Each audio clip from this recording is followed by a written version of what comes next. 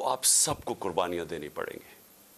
कभी भी आज़ादी कुर्बानियों के बगैर नहीं मिलती।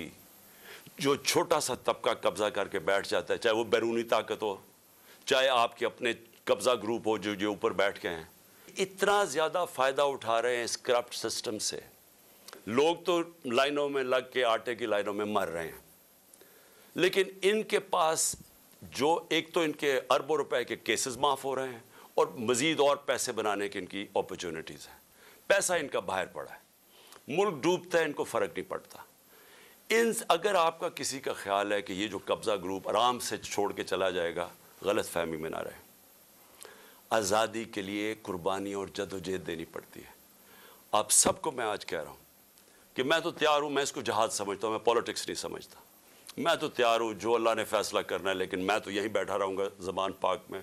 जिसने आना है यहाँ आके मार दे, लेकिन मैं यहाँ से नहीं जाने लगा। और मैं आप सबको ये मैसेज देना चाहता हूँ